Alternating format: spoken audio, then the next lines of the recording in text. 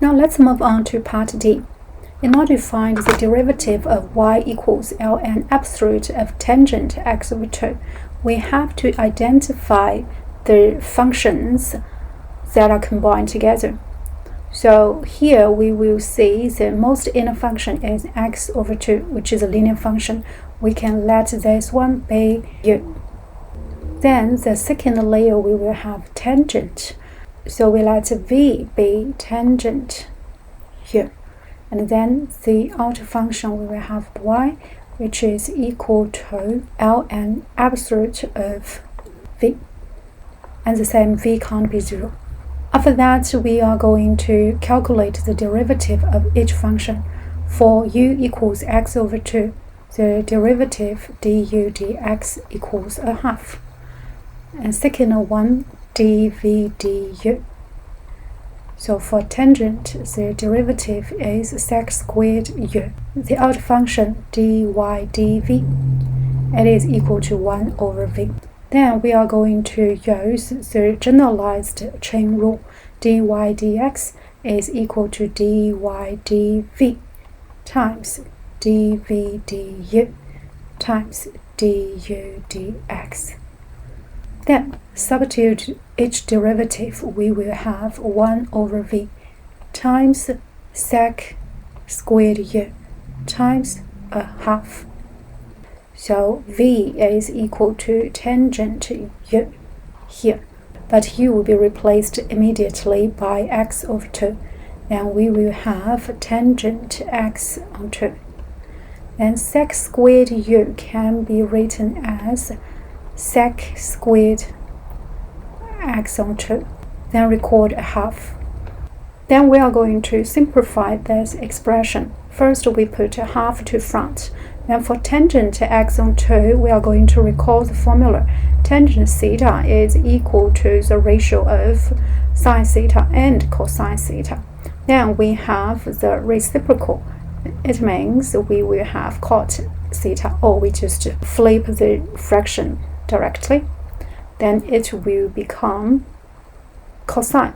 Here the angle is x on 2 over sine x on 2. Then for sec squared x over 2, then we know sec is the reciprocal of cosine. Therefore, we are going to convert it to cosine squared x on 2. We will cancel out common factors. So on the top, we have cosine x on 2. In the denominator, we are going to cancel out one factor. Then we will have 1 over 2 sine x on 2 cosine x on 2. Now for the denominator, since sine 2 theta is equal to 2 sine theta cosine theta, and it means the angle becomes a half. Therefore, when we apply this formula, we can change the denominator to the form sine. Then the angle x on 2 will become its double. Therefore, we will have sine x. Then recall the reciprocal of sine is equal to cosec. Now we got the final answer. The derivative of this function is equal to cosec x. And in this process, we used these trigonometric identities. Now let's move on to part E. For this function, we are going to let the whole thing here as the inner function u. Therefore, we will let u be cosec x plus cot x. And outer function is y equals ln absolute of u. Second step, we are going to calculate the derivative of each function du dx. For cosec, the expression is here, the derivative is negative, and then the value is itself times cot x. Then for cot x, it's here, and the derivative is also negative. It is negative cosec squared x. And the outer function, we will have dy du, which is 1 over u. The third step, we are going to use the chain rule. Dy dx equals dy du times du dx. Then substitute the above derivatives in, we will have 1 over u times negative cosecx cotx minus cosec squared x. Then u will be replaced by the expression of x. Therefore, the denominator is cosec x plus cot x. Then for the things in the brackets, we can see negative cosec is the common factor. We are going to put this one outside. Negative cosec x. Then we will have cot x plus cosec x in the brackets. Then we can see there is a common factor in the denominator and numerator. Cancel them out. We will have negative cosec x as the final result. By comparing the results of Part D and Part E, we can see both derivatives are related to cosec x. Therefore, we will obtain an important formula if we integrate cosec x with respect to x. Then, the result can be the function in Part D, which is ln absolute x on 2, then plus c for indefinite integral. Also, we can consider the function in Part E.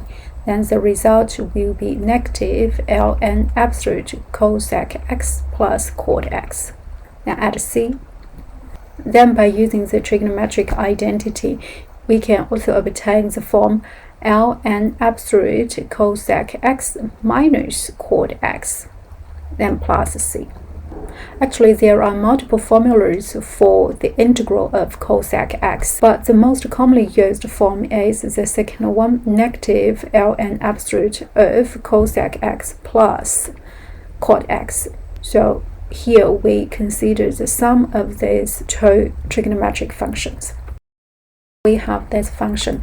It is very similar to the above function. We are going to let u be the sum of sec x and tangent x. Then the outer function is y equals ln absolute of u. Second step, get derivative of each one. Du dx is equal to, so the derivative of sec is equal to positive itself times tangent x. And then for tangent x, the derivative is sec squared x. For the outer function, we will have dy du equals 1 over u. Using the chain rule, we will have dy dx equals dy du times du dx. Substitute the above derivatives and we will have 1 over u times sec x tangent x plus sec squared x. Then u will be replaced by the expression of x. Therefore, the denominator is sec x plus tangent x. For the brackets, we can see the common factor sec x. Put the common factor outside, we will have tangent x plus sec x in the brackets. Obviously, the brackets can be cancelled out with the denominator. Then the final result is sec x. And based on this result, we can also get the integral of sec x. It is equal to ln absolute of sec x plus tangent x plus c. And the same, there will be some other forms for the integral of sec x. But in our course, we will mainly focus on this form.